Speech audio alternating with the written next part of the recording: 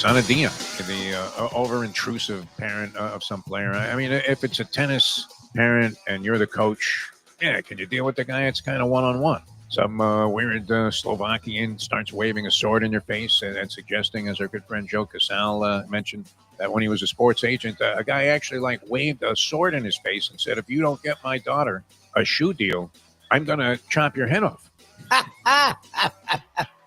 Now, that's a little invasive, is it not? If you're the parent that's going to be influential, we all know about the proverbial mentioning the Little League again, the Little League parent. What was worse than that, Lubie? Worse. Oh, no. The fact that they actually get into fistfights now is something I never imagined when I was a little kid. Come out and tackle umpires. They do all kinds of crazy stuff. It was annoying. That was the best part about the fact that neither my mother or father really knew anything about sports. I still will never forget, literally, Lubie, getting shelled by the Massapequa All-Star team. Getting shelled. I can't get anybody out. So I'm rearing back and I'm firing. And literally, Lubie, I nearly snapped my neck watching these balls fly out of the park. So I'm down 11-0 after 2 innings, something along those lines. And I actually said to the coach, "Hey, listen, I can't get anybody out. You got to put somebody else in." You asked me bold. He said, "You're all we got." Finally, after losing 27-3 or something in that category, I come up, and I'm riding home, and my father says to me, "You look great out there tonight." And I thought that's a lot better than what others, some of these other parents are probably feeding their kids at this point. The time. Wake up with Defo, joined by Lubie. Welcome to the Defo Show. Oh, happy day. Very appropriate, Mike Lubie. Good morning, everybody, on this fine Thursday. Good to be with you on the Defo Show. Jeff, of course, we got Mike Lubitz, and it's always great. Holy Don Cherry. A lot of the experts were dead wrong about this Panther series against the Tampa Bay Lightning, and great last night. 5-1. 4-1. They eliminate the Tampa Bay Lightning. 6-3 was the final in the game last night. 5-1 the previous game when Tampa Bay came back and got their only game of the series.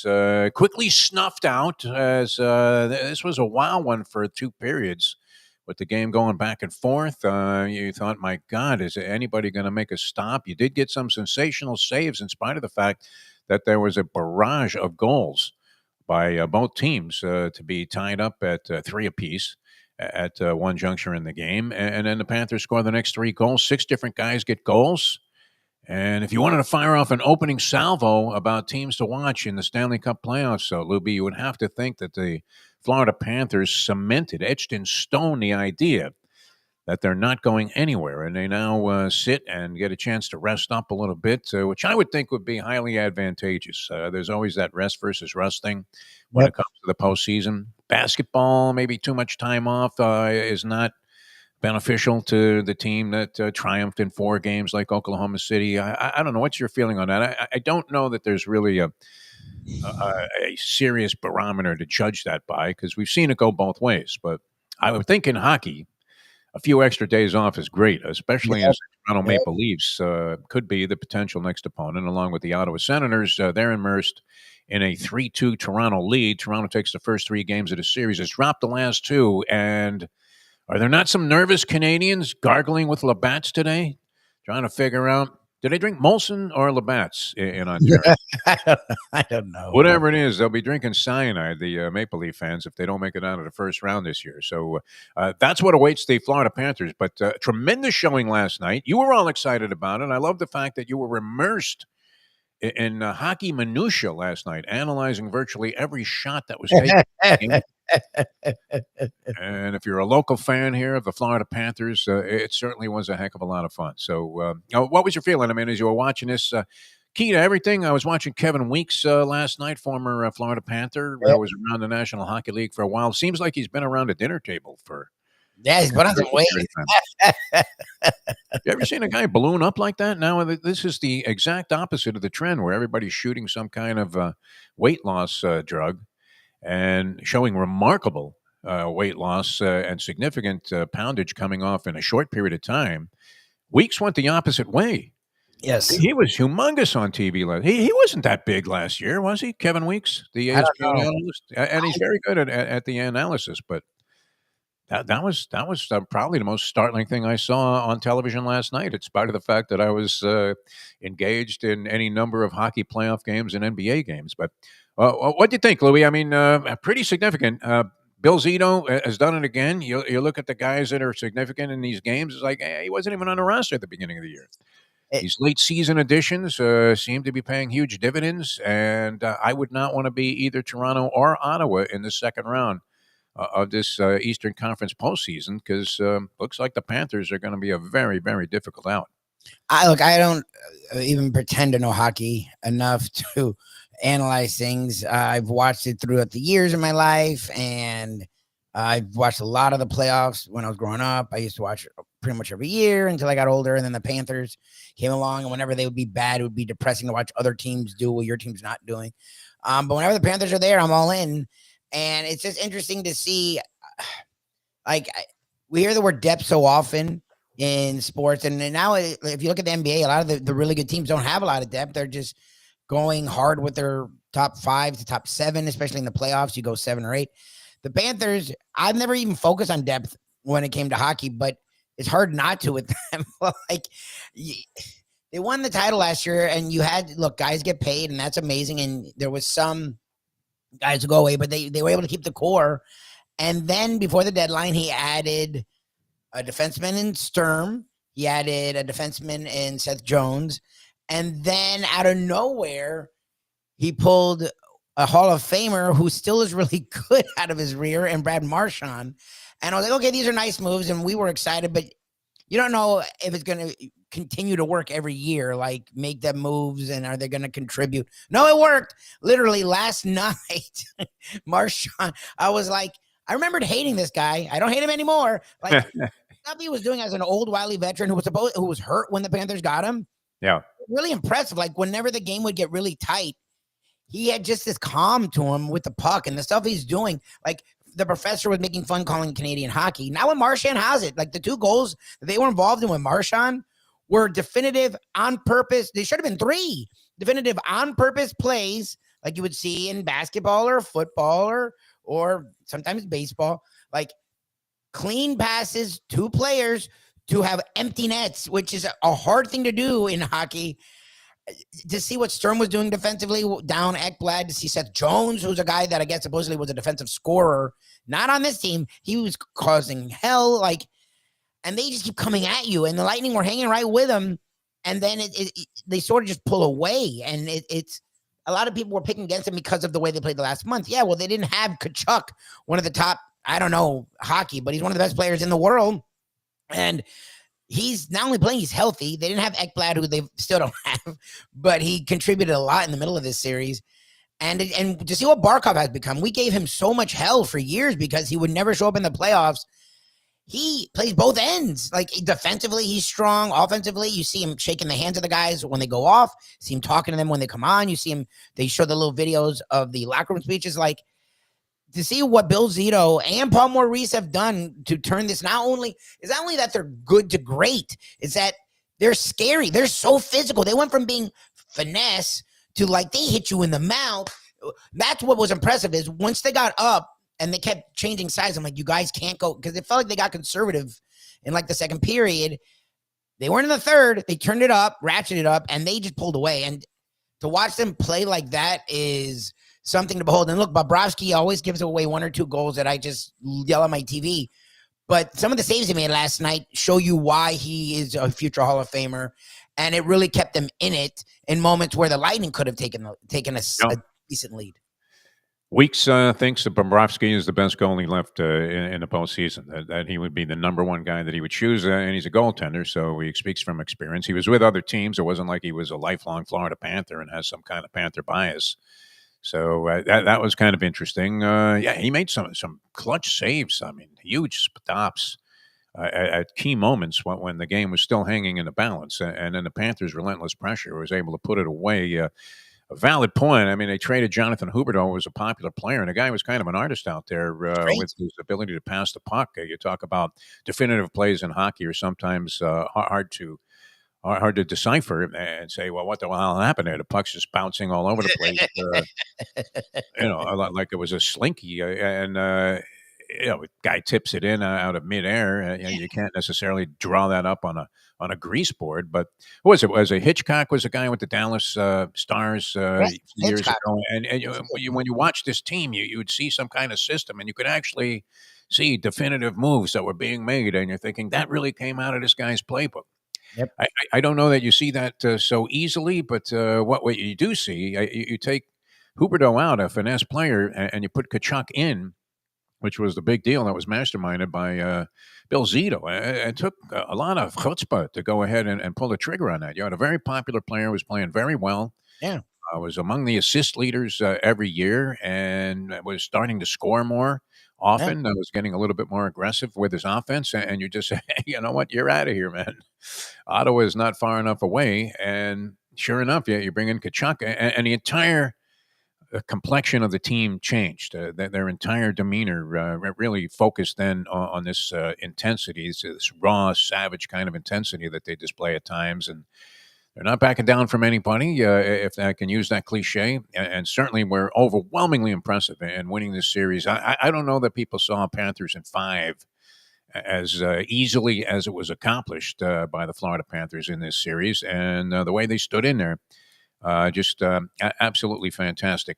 And awaiting what you would think would be a very reluctant Toronto and/or if Ottawa comes back and wins that thing in 7 after being down 3-0, then they no doubt will be stoked coming into the Panther series. But don't seem to be in the same class. And the Toronto Maple Leafs were proclaiming, "Hey, they're almost like Devin Haney, the boxer's father, Bill Haney, who is his own worst enemy because he's always saying, hey, we want this guy, we want that guy." The Maple Leafs saying that we would love to face the Florida Panthers. Probably will come back to haunt them. All right, we have a very busy agenda today. There was a lot of stuff going on in the NHL last night, too. You saw the Washington Capitals and our series with the Montreal Canadiens. And they came out on top there now 4-1. So that's a possible future down the road opponent for the Florida Panthers, as they will now face Carolina. Both of those teams are going to be tough, but that would be the third round matchup, one of those two clubs, if the Panthers can get by whoever they face, Toronto or the Ottawa Senators. NBA last night, you had Houston over Golden State, so they get back into that series. It was blowout city for most of the game, and then it got down to, I think, 13 points. Yes. 4 minutes to go after trailing by 30 most of the game. Golden State. 5 minutes to go, and that was an interesting thing to me. And because I was taking watching the starters out. Seth Curry was smoking a cigar on the bench there. Yes. Draymond Green was already in sweats. Now, when do you say, hey, listen, man, we got a shot down 13 with 4 minutes to go in an NBA playoff game these days? I mean, we saw Indiana come back from 8 down and 40 seconds to go in overtime in their clinching game, their last series. It was interesting to see the strategy there by Steve Kerr, as he kind of left everybody on the bench. I don't know, two theories, two schools of thought. Let's explore with a guy that would really know something about basketball, because this is great. We wanted to dive into the Detroit Knicks game tonight, and we couldn't think of anybody better to do that with than our longtime friend here on the show and a 15-year NBA veteran who is part of the Detroit Pistons broadcast team and for years had to suffer the indignity, the slings and arrows of outrageous misfortune, and try to somehow find something positive in that. We welcome to the show our good friend Grant Long, unable to join us on video, about to do some TV himself, but with us on the phone is Grant Long of the Detroit Pistons broadcast team and former original Miami Heat member. Grant, how are you, my friend? Getting ready for Game 6. That's how I am. Excited and ready to go. This has been a great series, and yet I'm still stunned. I mean, do you feel that this is not a good question, I guess, for a guy, a member of the media in the NBA, but because, you're part of a franchise here with the Detroit Pistons, Grant, but we're thinking conspiracy theories. They handed the Knicks that fourth game. I don't know. What was your feeling about all of that? Because you know that the network executives, whoever succeeded Ebersol or any of these guys into the executive suites, are probably thinking Knicks Celtics would be exactly what they want. Now, the Pistons have been a great story this year, but do the people in Detroit feel like they got hosed? Not just by the referees there, but maybe by some kind of broader conspiracy by the NBA, as almost anybody could clearly see that was a foul. The crew chief there, the lead referee, was the guy that was staring right at it. So what's the thought in Detroit about this? Because by all rights, they should be 3-2 Detroit at this point. Yeah. I couldn't agree with you more on that one, Defo. It should be 3-2 right now in favor of Detroit. But as players and we just can't chalk it up to, hey, the official made a bad call. But everybody else can. We can speculate and say what could have happened had we made the right call and it went our way. And I think that's what we're doing. But to a man, I think everybody that supports the Detroit Pistons, they have an understanding that this is a series that the Pistons could win. Mm-hmm. It's gone lopsided, but every game that they've been in, they had an opportunity to win. You got to give the Knicks credit; they did win those games, but the Pistons had a chance to win. It screwed up a whole lot of people's parlays and all that other kind of stuff. But the Pistons had great chances to win, much like the Golden State Warriors game did last night. People had to be going crazy. Why is Steph Curry on the bench with a 13-point deficit? This guy, he could come back by himself and close that gap. Yeah. But again, that messed up a whole lot of people's parlay yesterday. All right, Grant Long with us here on the show. Always a pleasure to have him. Lubie is dying to dive in on this thing because naturally we have an affinity for the Pistons since we've had this long relationship with you going all the way back to the 88-89 season there with the Miami Heat. But go ahead, Lubie, fire away. Oh, no, I mean, I want to ask on what you just touched on with Steph Curry, but with the Pistons, it's interesting. We always hear that the NBA doesn't reward youth. And it feels like in those losses, that's so you can see like the Knicks veterans have been able to close out, where that's the thing you have to learn in the playoffs is how to close out. Game 5 felt different, though. Game 5 felt like they had their backs against the wall. The series is about to be taken from them, and they found a way to win and hold off the Knicks charge. It was the kind of thing you don't usually see from a young team. Are you seeing this team grow up in front of your eyes? Because that's what it sort of feels like in this series. Well, Lubie, you make a great point.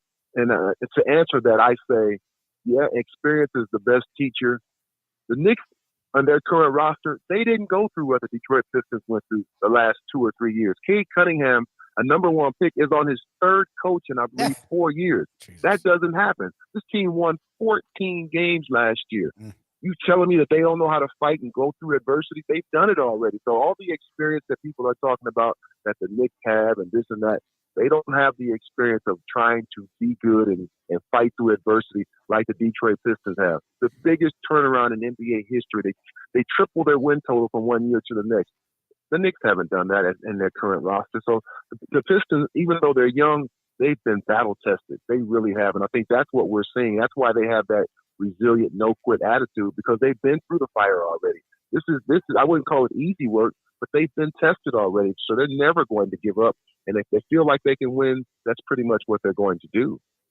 All right, we know about Cade Cunningham. We've seen his emergence. It was one of those draft years where you thought finally, and we've talked about this before, Grant Long, where finally the Pistons get the number 1 pick after getting the Elgin Baylor treatment in the draft lottery.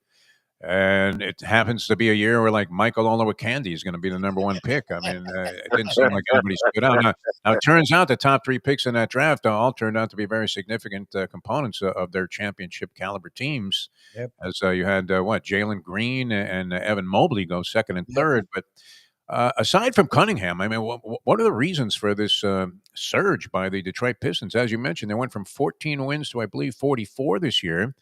J.B. Bickerstaff comes in. When I made the argument about Bickerstaff being a coach of the year for his accomplishment, people fired back. Well, geez, you know what? Kenny Atkinson won 20 more games with the Cavs. No wonder he's the coach of the year. And no one would dispute that he's a great coach. But outside, I mean, behind Cunningham, what would you say what would be the key factors in this big turnaround? Obviously, Bickerstaff was significant, but what's making this team happen like this?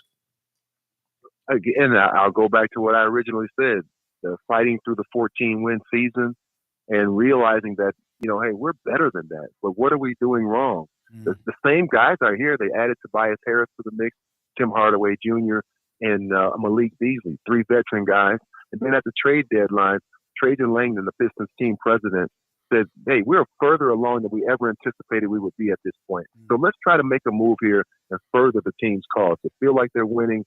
Feel like they've got a chance here to get into the playoffs. And that's exactly what they did. They added Dennis Schroeder at the trade deadline.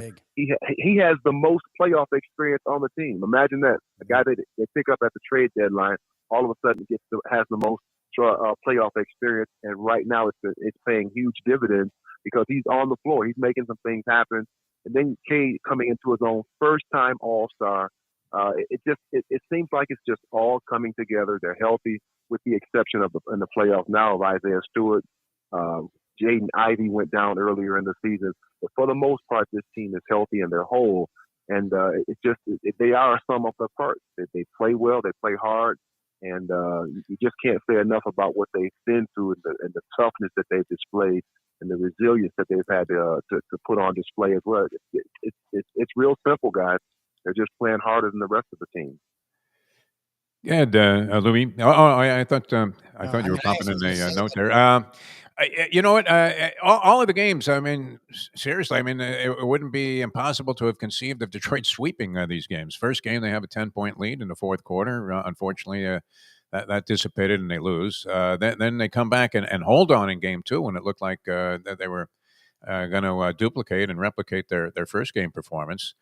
Game three is close till the end. Knicks pull away a little bit, and that was the widest margin, I think, of victory so far in the series. They get robbed in game four. They come back resilient in game five. What's going to be the deciding factor, in your opinion, Grant Long, in the game tonight? Oddly enough, guys, these teams have played, I think, 9 or 10 times, and the road team has won most of the games. That's the ironic thing. The home team doesn't seem to have the advantage. The Knicks have won in our building, and we won in their building. Here we are going to New York, or rather, New York's coming back here, where they've played well. But I think the Detroit fans, they've earned the right to get a victory in the playoffs, and I think that's what's going to happen tonight. This city is really behind this group of guys, and again, they've earned the right to see this team win at home, and I think it's going to happen tonight. All right, so what's going on there? You're plugged in. You're a Michigan guy. You played your college basketball in Michigan. You grew up there, played your high school ball. You're here with the Pistons for many, many years. And I'm thinking if we could find anybody that had their finger on the pulse of what's going on in the city of Detroit, as you said, tremendous enthusiasm. But what's it like walking around town, Grant Long? And being Grant Long, I mean, you stand out. Naturally, somebody's going to say, hey, yeah, you look like you played in the NBA. What are you hearing from the fans there? What's the word on the street? It's been a long time. This is the first time that this team made it to the playoffs, I think, in 14 or 15 years.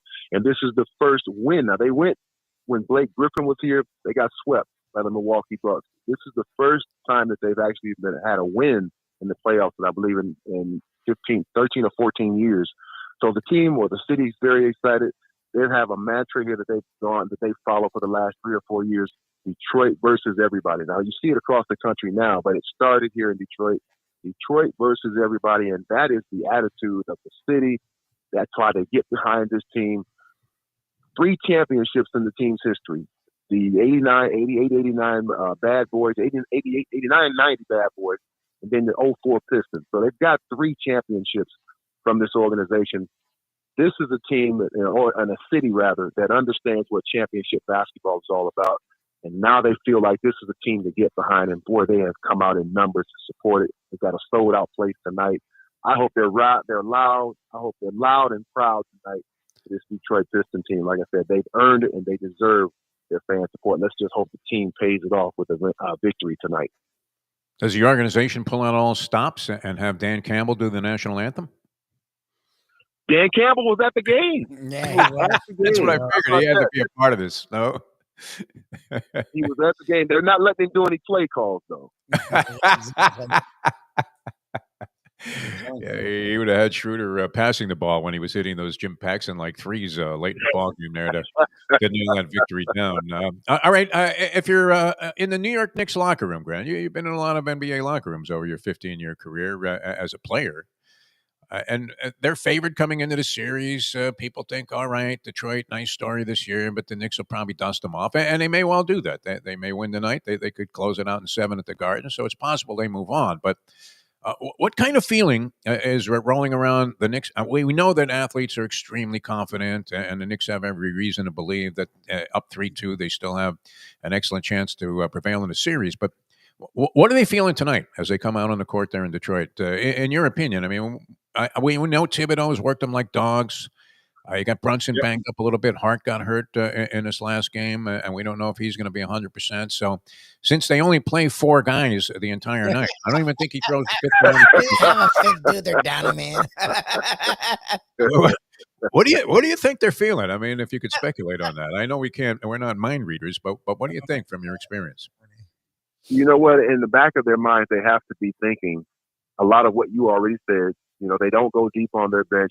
The Pistons' defense and their physicality, I think they have wore this team out. That's not to say it's going to prove in tonight's game, but I do believe that the Knicks have to be thinking to themselves, Jalen Brunson has averaged 30 points in every game. He's averaged 30 points throughout this playoffs. Karl Anthony Towns, both guys are studs. They really get it done. But with all of that being said, in the back of their mind, they're saying the Pistons still should be up 3-2 right now. With all of the great plays that our superstars have played, Pistons should be up 3-2 in this series. So they're coming into Detroit tonight. Even if they play their best, they have to understand, well, our best could still mean we could lose because they have played their best and they have lost. So there's no advantage to the Knicks coming into the arena tonight. This is going to be a very heads-up game. These teams are very, very well equally matched.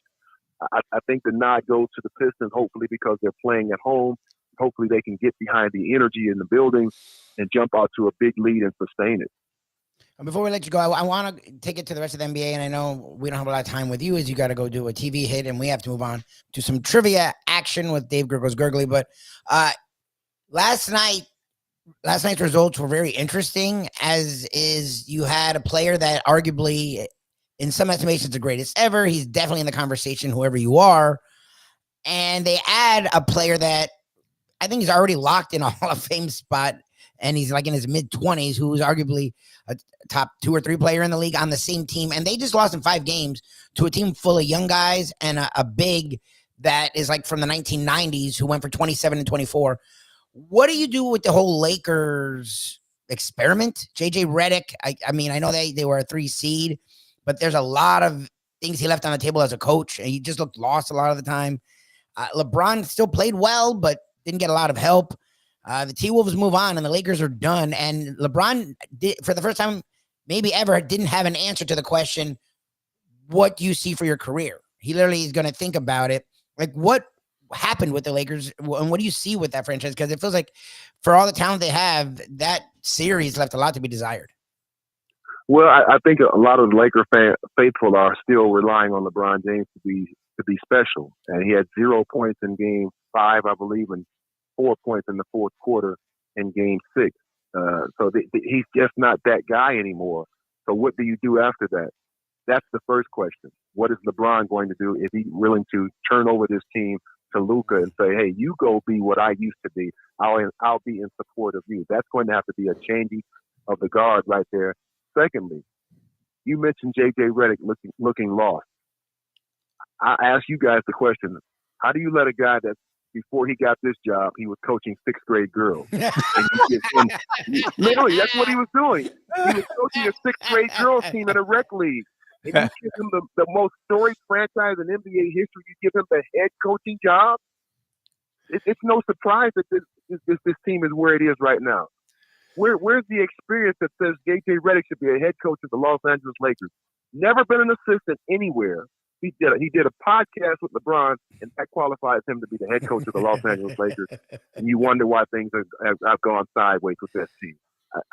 It shouldn't be a surprise to anybody. Yeah, I mean, when you allow Rudy Gobert to go for 27 and 24 in the league, in a potential closeout game, which it turned out to be a closeout game, that doesn't speak well. It's not like he's going to win the Red Auerbach Award this year for the job he did. I don't know if you got 30 seconds left, but just curious your opinion because you're witnessing this. And I thought the Knicks' acquisition of Karl Anthony Towns was going to be the thing that cemented them and put them at least in that top tier with Boston and Cleveland. It sort of has done some of that, but Who do you think got the best of the deal? Because the Timberwolves are still playing with Randall and DiVincenzo and company. Contributing. Yeah, and you're right.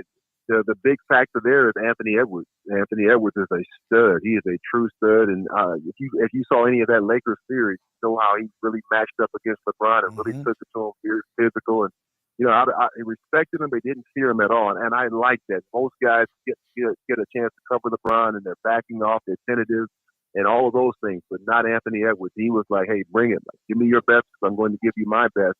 And ultimately, obviously, the Minnesota Timberwolves won. But back to your question, I think Minnesota did get the best of the deal right now because they're still playing. Make no mistake about it, Karl Anthony Towns is a super, super amazing player. Yeah. To be at his side, I don't know if you guys knew this, he is the number one guy, probably the only guy, that is above 7 feet that shoots the three-pointer at a better percentage. Nobody shoots it at a better percentage than him above 7 feet. So he is that guy. He's the number one guy at that position. He's a unique and he's a very special player. I just don't know what they're missing over there in New York. It's hard to say that they're missing anything because they haven't lost in the series. They still have a chance to move on just as the Pistons do. But let's just say that Karl Anthony Towns is a very, very special player. Did you ever play for a coach that looked as miserable as Tom Thibodeau does throughout the ballgame? Even Ronnie Rothstein, when he was losing all those games in that first year with the Heat, he had a little bit more upbeat demeanor than Thibodeau. Thibodeau's always he's ready for the next play every time. This guy, I think he just lives, eats, and drinks basketball.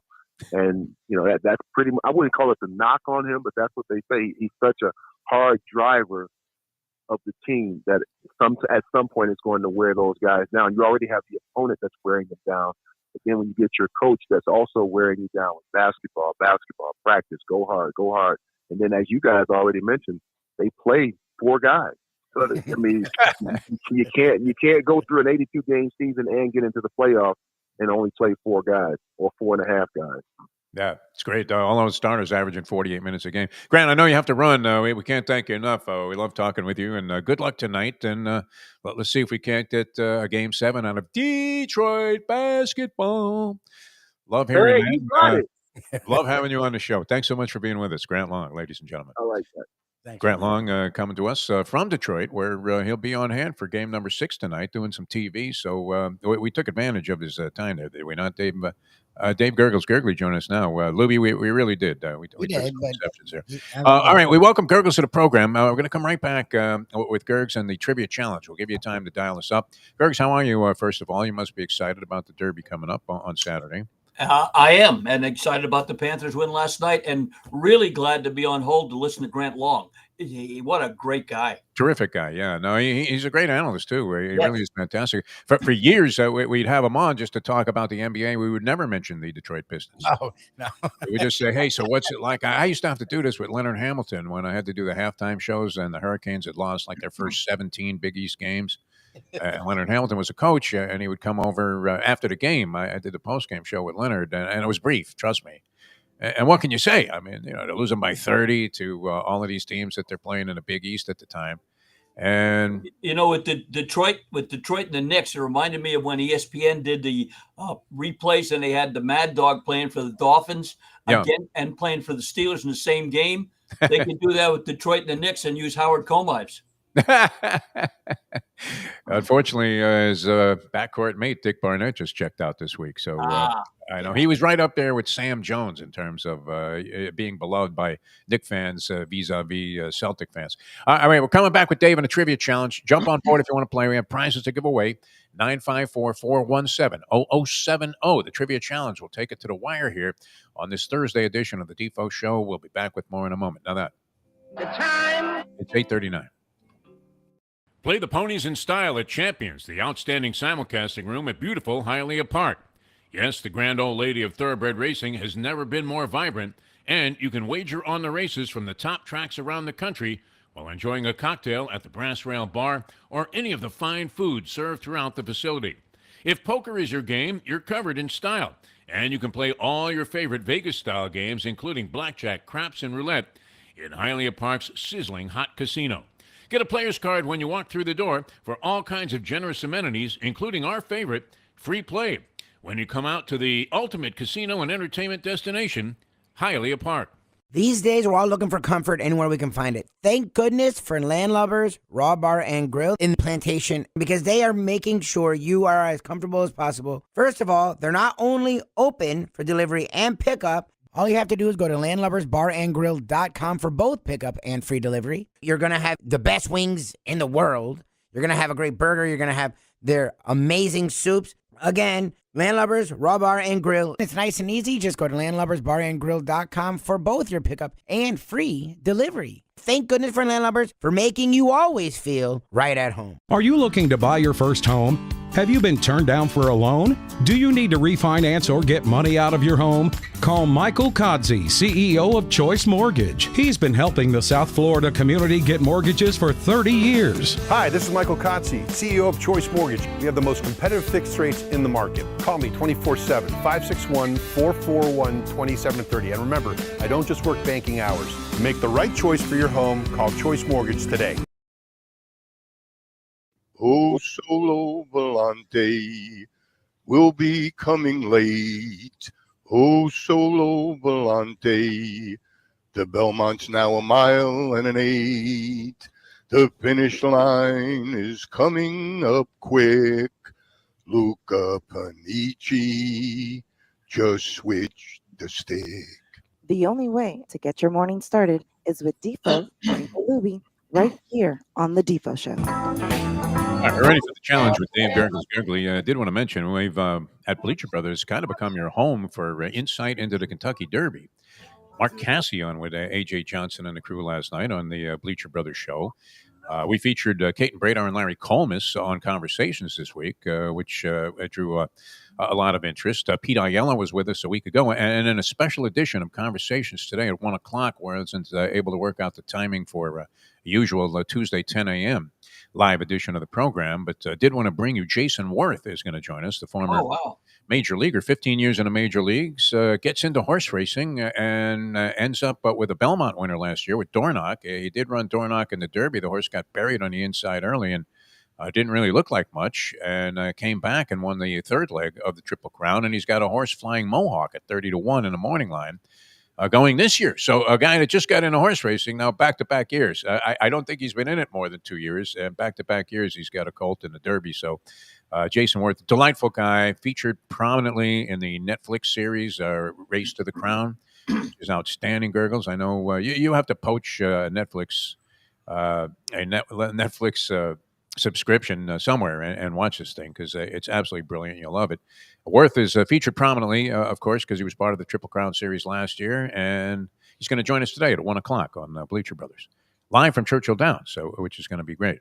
All right, we want to get into the game here, and we'll play as many as we can before we hit 954-417-0070. We don't want to delay this any further since we got into it late. So with our first set of questions in honor of the great colleague we had for so many years, he's still around, he's still doing great, the Polyman Paul Massell. We start with Dave Gurgles Gurgley and some. Easy baseball. This baseball broadcaster on a particularly bad fielding pitcher said, I don't know, Billy Lowe's was the only player in the majors who could lose a ground ball in the sun. Was it Joe Garagiola, Frank Viola, Vic Trolla, or Vic Davalillo? All right, roll it, Louis, the random phone scrambler. That's how we select our first player. Machine might need a little bit of oil there, Louis. I don't know if you have time to do some maintenance on that. No, it sounds fine. Ron, you're on the trivia challenge. Good morning, Ron. Good morning, fellas. Let's go with A. Good morning. Right on the money. Attaboy, Ron. All right. Horse racing. We're going to give a lot of horse racing questions in honor of the Derby. One of the horses in the Derby, Cafe Luxor, is co-owned by the principal owner of the Luxor Hotel in Las Vegas, who coincidentally made his fortune owning a string of 30 cafes. True or false? True. No. Oh, false. That's a city in Egypt that it's named after. Sounded good to me. You had me. I was figuring it was a Truman Fertitta guy. Yeah. Lenny up there in heaven. Lenny is giving you a thumbs up, Ron. Yeah. That's for the crown. All right, 3-point question. Baseball. Which of the following teams won the World Series with the worst regular season record? The Mets, the Tigers, the Cardinals, or the Reds?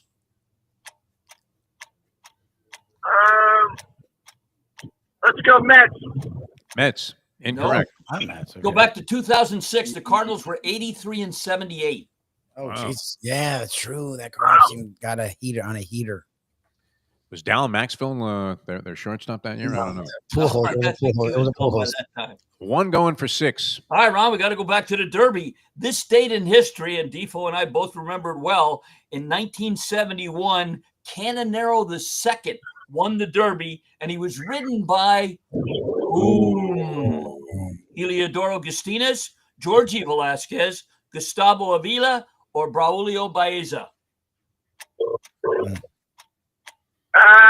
Let's go D as a dog. How about Oh, C Baeza. as in Gustavo Avila? Nice try, Ron, man. Appreciate you playing. I would have known that. That was a tough one. I mean, you got all these Hall of Fame jockeys, and then you got Avila as the answer to the question. All right, dial us up if you want to play, 954-417-0070. The Bridge the Day underway here. Ron fails to tally a total worthy of being in the finals, 954-417-0070. Did you make your Derby pick official? I did, as a matter of fact, by Perdomo Horse of the Day, 5150 Northwest 167th Street, right off the Palmetto, 305-627-6700, is I'm going with one you Yankee and Panther fans will both love, Sandman. Sandman. The rider switch from Christian Torres to Jose Ortiz made a big difference in the last race at Arkansas, and I think he'll be closer than he has been in the past. And I don't know what his mud breeding is like, because we don't know what the weather's going to be like at Churchill.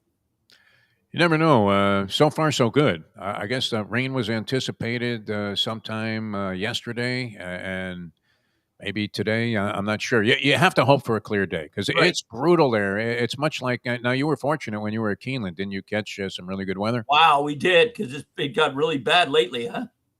It's ugly being in these spots. I mean, the Derby is a complete mess at Churchill Downs. If you're schlepping, Lubie and I were schlepping through the mud there. We happen to be on the track. Yeah. And it would definitely have a key factor. And I was there for the 99th and the 100th, Secretary and Cannonade, and it was good weather both days. Yeah, I mean, beautiful if it's sunny and clear skies, and if it's torrential rain incessantly throughout the day.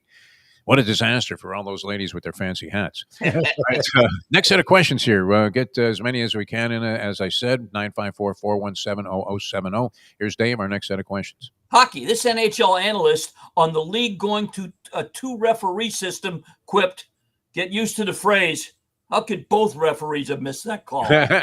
Was that Mike Brophy, Jay and the Americans, or Jay the Auction Man? All right, roll it, Lubie. Random phone scrambler.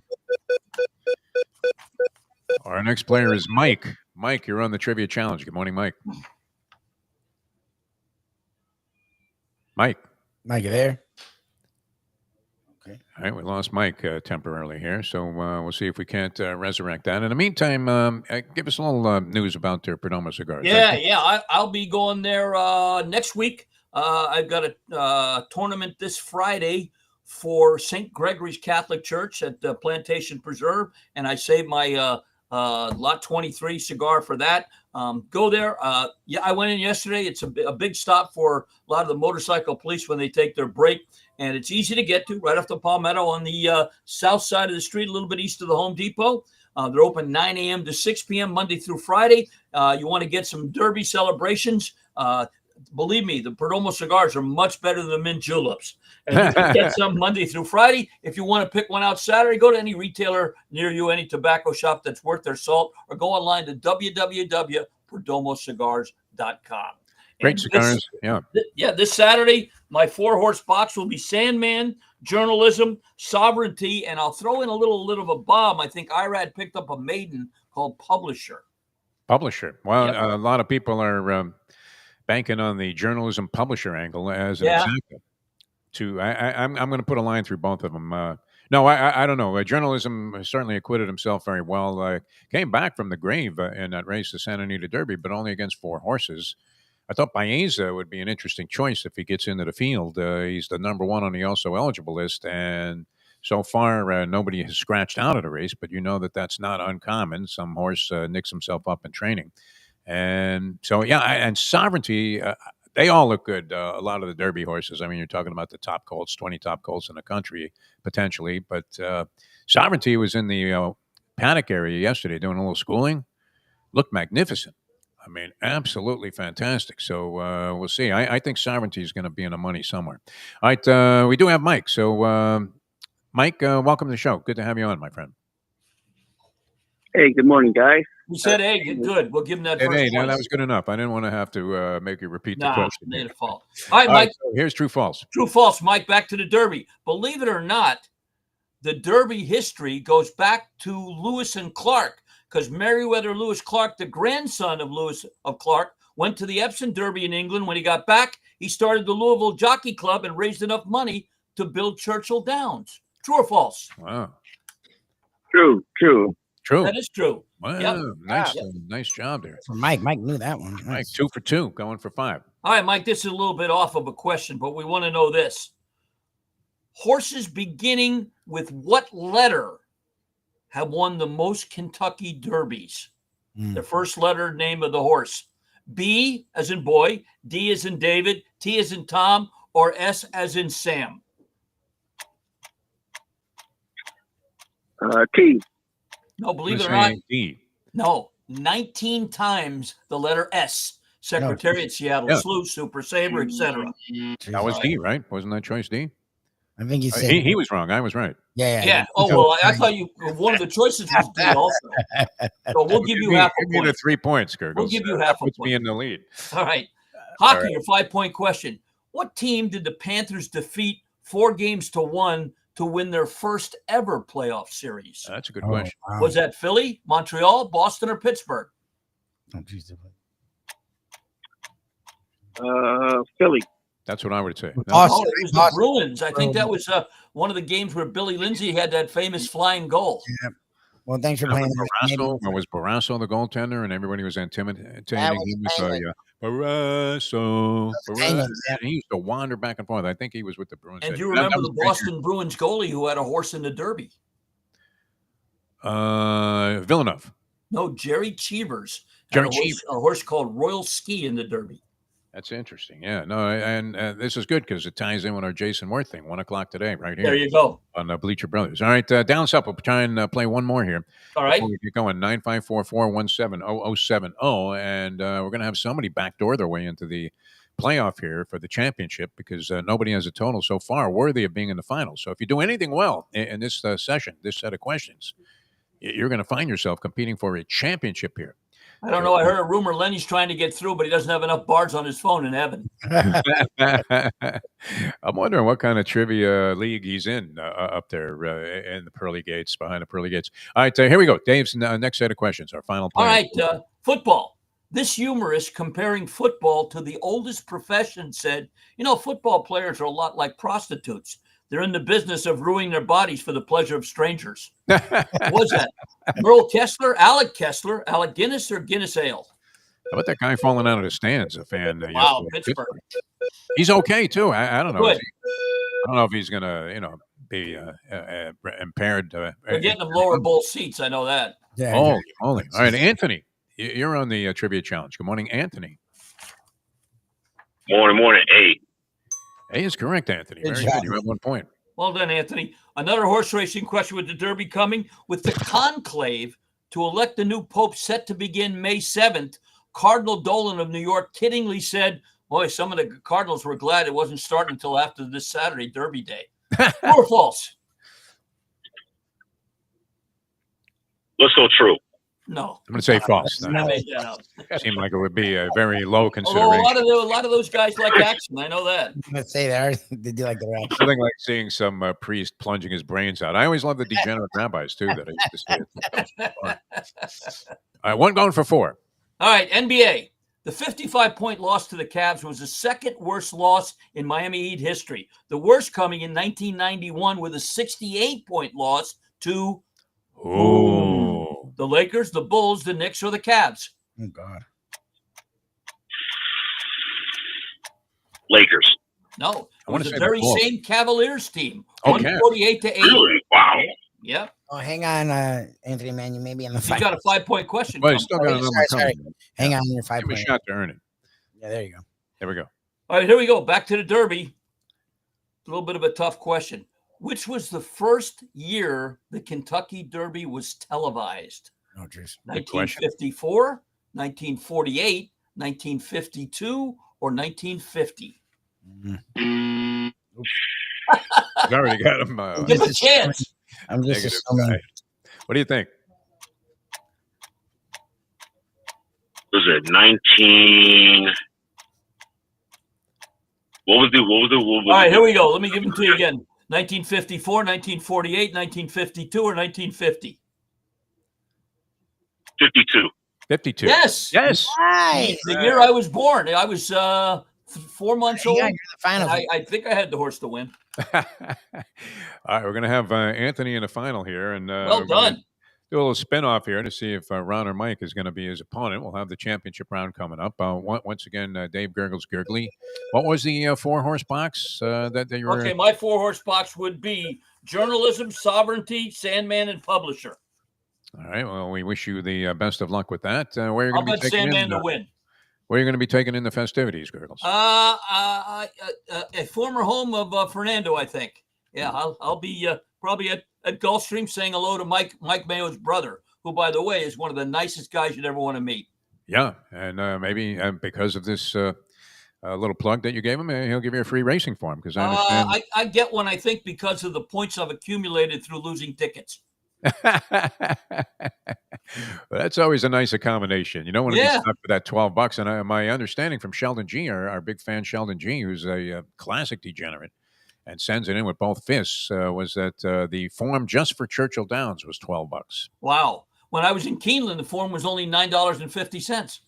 Everything is better there, isn't it? Yeah. The fresh air, the whole thing. You're not kidding.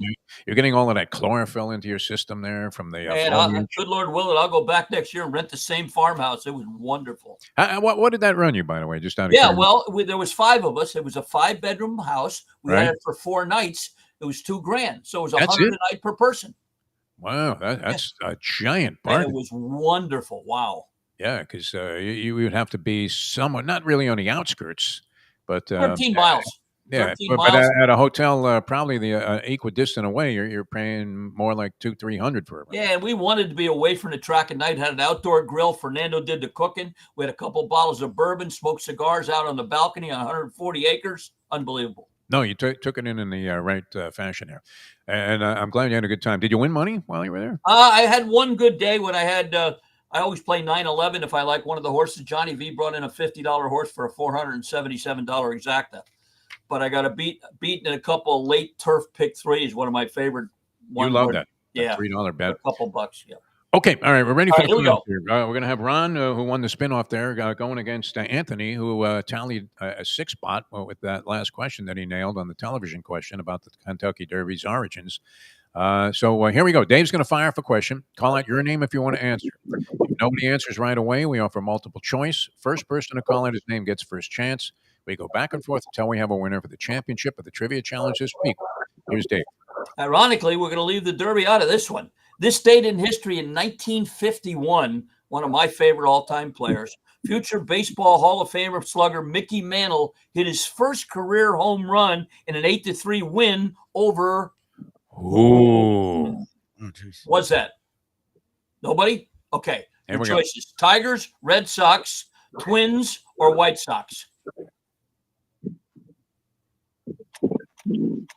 Anybody? Anthony. Anthony. Anthony gets in first. What do you got?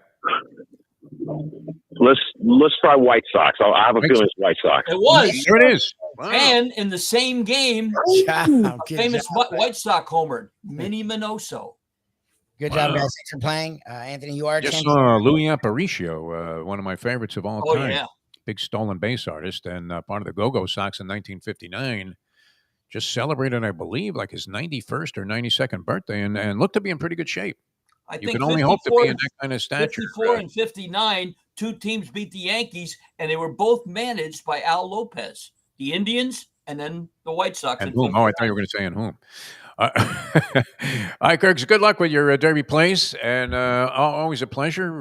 We'll see you out and about around town there, your various golf tournament appearances there with Pete the Broadcaster, and, of course, firmly entrenched, slumped over the bar there at Gulfstream Park with a racing form that you cop for free right there in front of you.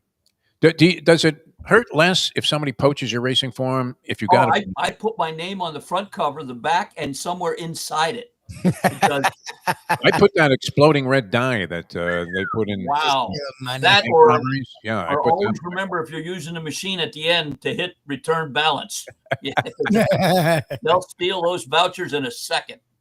Oh yeah, no, and it's tricky too because you'd love to contribute to what is it, The horses, yeah. Disabled Jockeys Fund that they put up or whatever it is. It's some charitable equine endeavor of a very noble cause. And then if you forget to push thanks or no thanks or whatever or do something with it, your ticket just stays in the machine and you end up walking away. Or you can go to the Magic City and at the end it's would you like to contribute to the PMF fund, the Paul Mattel fund. Which we'd be happy to do because we already have. Yeah. Hi, Gergs. Thanks for being with us. Always a pleasure, my friend. Next Thursday. You're not here. Oh, okay. So he left. I guess they were saying he's not going to be here next week. We sort of missed that. That was it. We cut him right off on that one. If you're part of the show, you're obligated to show up. That's the way it is. All right. Great job by Gurgles. Great job by Grant Long analyzing the Pistons and the Knicks. You guys, I mean, has there been this period of time, you again can make the case. Everybody argues about the fall and the spring, but wow, how can you beat all of this action, Lubie? I love it. I mean, look, I love football, so the fall gives you college and NFL, but every single day we have action that is imperative. You know, it's not regular season; it's all playoff action every single night, which is really cool. Did want to mention a couple of things. I know we squeezed in a lot here in a short period of time. This Aaron Judge, 427 for the month of April. Unbelievable. Good for him. 10 home runs, 32 RBIs, 521 on base percentage. There are fights taking place in Times Square. And they're sort of championship caliber fights, but they're more like showcase fights for the guys that are going to be the heavy favorites in this. They feature some big names. Ryan Garcia is coming back. Devin Haney is fighting on the card. Teofimo Lopez, a very exciting, hard-punching fighter. And they're taking place right in Times Square, right? So I'm trying to figure out who's on the card there. I knew that Ryan Garcia was fighting because I've seen a lot of stuff going back and forth. The usual boxing press conference where Oscar De La Hoya stands up and he threatens to punch somebody and he starts taking his jacket off. Real Conor McGregor type of stuff. They never really go as far as they do in the UFC press conferences where they start throwing chairs and things like that. They always have the guys separating. So I Google fights in Times Square. All right, Lubie, well, what do you think pops up the first 30 entries? Teens fighting, vendor shot, shooting suspect. Having nothing to do with this boxing attraction that's taking place there. That will be televised, I believe, on DAZN, DAZN. And it includes, where did they dig up this guy? Appropriately named, a guy named Skull is the opponent for Canelo Alvarez as he fights in Riyadh, Saudi Arabia, and taking advantage of the Sheikh. Well, I don't know if he's taking advantage of the Sheikh, who's taking advantage of whom, but the Sheikh is doling out an awful lot of cash to have Canelo fight yet another stiff. Did they go? What graveyard did they go to find a guy named Skull, Lubie? And will it just be an actual skull hanging from the chain that would normally hold a heavy bag for Canelo? But $90 you can buy these fights, I think, or something like that. $60. People still buying pay-per-view boxing, Lubie, after the Mayweather experience? I don't know. They are. I'm not. I haven't in years just because of paying for that Pacquiao Mayweather fight. After that, I was done. That was end for me.